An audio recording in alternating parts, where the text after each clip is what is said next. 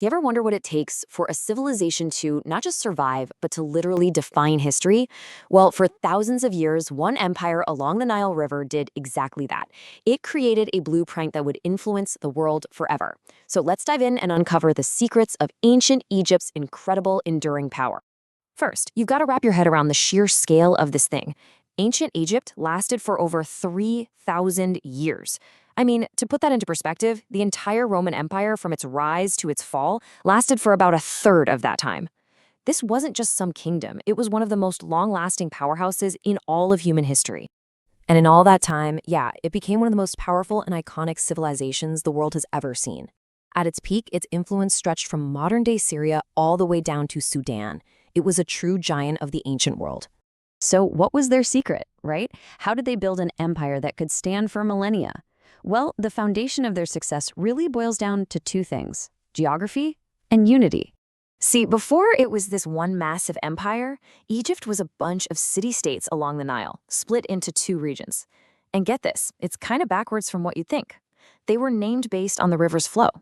Upper Egypt was actually in the south, upstream, while Lower Egypt was up in the north, where the Nile Delta flows out into the Mediterranean Sea. Then, around 3100 BC, these two halves were united, creating a single Egyptian state. And its history is marked by these three major eras of just incredible prosperity. You've got the Old Kingdom, famous for the pyramids, of course, the Middle Kingdom, which is seen as a golden age of culture, and the New Kingdom, when the empire reached its absolute peak of power and influence.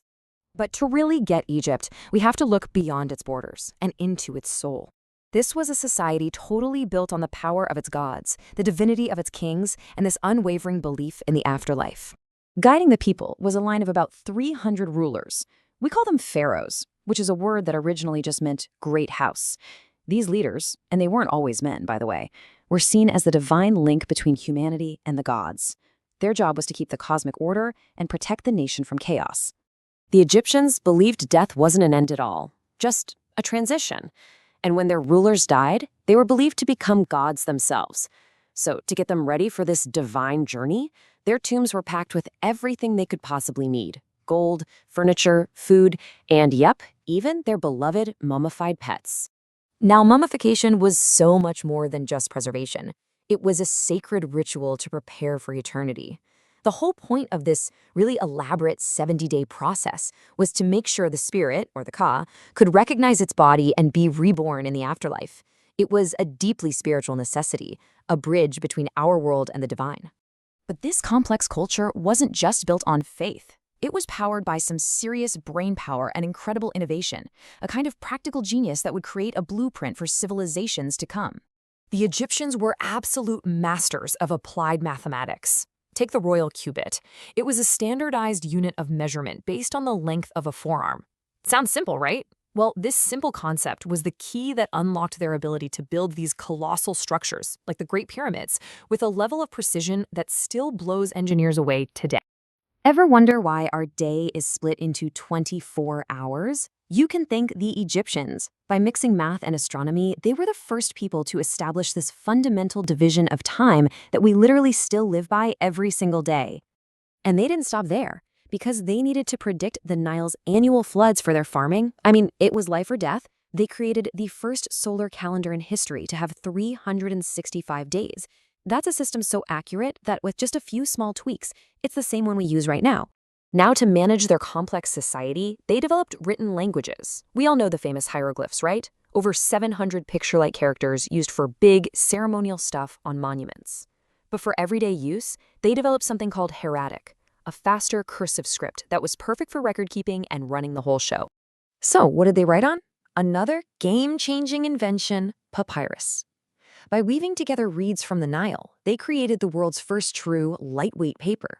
And this was a monumental leap forward. It made knowledge portable, it revolutionized record-keeping, administration, and allowed their ideas to spread like never before. But, like all great empires, even one that lasted 3,000 years, the story eventually comes to an end. But its echo, well, that continues to resonate. After millennia of being on top, Egypt's power started to fade. It faced a whole series of invasions, first from the Persian Empire, and then later, and this was the final blow, from the rising power of Rome. The Romans officially ended the line of pharaohs around 30 BC. But the end of the empire was not the end of its influence, not even close. From our 365-day calendar to our 24-hour day, from foundational concepts in math to the very idea of a written administrative state, their innovations really set the standard for the world. Ancient Egypt proves that a civilization's true measure isn't just how long it lasts, but the power of the ideas it leaves behind. Their innovations became the bedrock for future empires.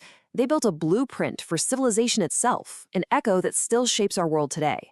And that leaves us with a pretty profound question. What blueprint are we building for the future?